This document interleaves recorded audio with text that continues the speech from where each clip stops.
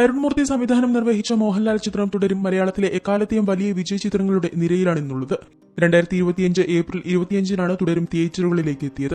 എമ്പുരാന് വലിയ രീതിയിലുള്ള pre release publicity ഉണ്ടായിരുന്നെങ്കിൽ അത്രത്തോളം പ്രൊമോഷനോടെയല്ല തുടരും പ്രേക്ഷകരിലേക്ക് എത്തിയത്. ചിത്രത്തിന് വലിയ രീതിയിൽ ലഭിച്ച മൗത്ത് പബ്ലിസിറ്റി ബോക്സ് ഓഫീസിലും പ്രകടമായിരുന്നു. ബിഗ് ബഡ്ജറ്റ് ചിത്രങ്ങൾക്കും വൻ ഹൈപ്പിലെത്തുന്ന ചിത്രങ്ങൾക്കും റിലീസ് ദിനത്തിന് ശേഷം കളക്ഷനിൽ ഇടിവ് വരുന്ന കാഴ്ചയാണ് സാധാരണ ഉണ്ടാവാറുള്ളത്. എന്നാൽ മോഹൻലാൽ വിസ്മയമായ തുടരും OTT-യിലേക്ക് എത്തുന്നതിന് മുൻപ് വരെ മികച്ച കളക്ഷൻ നേടിയിരുന്നു. മലയാളത്തിലെ പല റെക്കോർഡുകളും തിരുത്തിക്കുറിച്ചാണ് തുടരും ജൈത്രയാത്ര നടത്തിയത്. 6 ദിവസം കൊണ്ട് 100 കോടി ക്ലബിൽ ഇടം നേടിയ ചിത്രത്തിൽ മോഹൻലാലിന്റെ പ്രകടനത്തെ ആരാധകർ വാനോളം പുകഴ്ത്തി. അങ്ങനെ 36-ാം ദിനമാണ് ചിത്രം ജിയോ ഹോട്ട്സ്റ്റാറിലൂടെ OTT-യിലേക്ക് എത്തിയത്. വൻ തുകയ്ക്കാണ് ചിത്രത്തിന്റെ OTT റൈറ്റ്സ് ഹോട്ട്സ്റ്റാർ സ്വന്തമാക്കിയത് എന്ന റിപ്പോർട്ടുകളും പുറത്തു വന്നിരുന്നു. തിയേറ്ററുകളിലെയും OTT-യിലെയും സിനിമകളുടെ സ്വീകാര്യതയിൽ പലപ്പോഴും വ്യത്യാസമുണ്ടാവാറുണ്ട്. തിയേറ്ററുകളിൽ മികച്ച അഭിപ്രായം നേടിയ ചിത്രങ്ങൾ എന്നാൽ OTT-യിലേക്ക് എത്തുമ്പോൾ സമ്മിശ്ര പ്രതികരണങ്ങളിലേക്ക് ചുരുങ്ങാറുണ്ട്. അതുപോലെ തന്നെ സമ്മിശ്ര പ്രതികരണങ്ങൾ തിയേറ്ററുകളിൽ നിന്ന് നേടിയിട്ടുള്ള ചിത്രങ്ങൾ OTT-യിലേക്ക് എത്തുമ്പോൾ മികച്ച അഭിപ്രായങ്ങൾ നേടിയിട്ടുണ്ട്.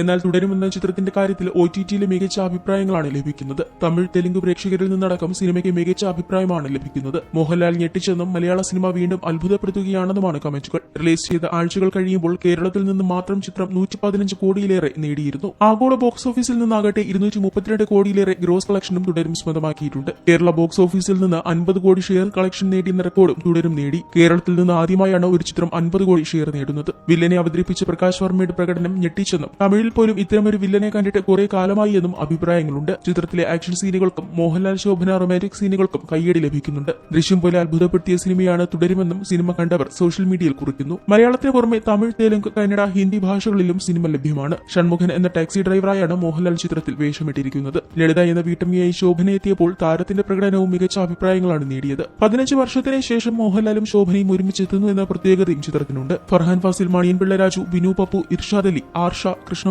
പ്രകാശ് വർമ്മ, അരവിന്ദ് എന്നിവരാണ് ചിത്രത്തിൽ മറ്റു കേന്ദ്ര കഥാപാത്രങ്ങളെ അവതരിപ്പിച്ചത്. രജപുത്രയുടെ ബാനറിൽ M. രഞ്ജിത്താണ് ചിത്രം നിർമ്മിച്ചിരിക്കുന്നത്. KR സുനിലിന്റെ കഥയ്ക്ക് തരുൺമൂർത്തിയും KR സുനിലും ചേർന്നാണ് തിരക്കഥയൊരുക്കിയത്. ഷാജികുമാർ ഛായാഗ്രഹണം നിർവഹിച്ച ചിത്രത്തിന്റെ എഡിറ്റിംഗ് നിഷാദ് യൂസഫ്, ഷെഫീഖ് ബീബി എന്നിവർ ചേർന്നാണ് ചെയ്തത്.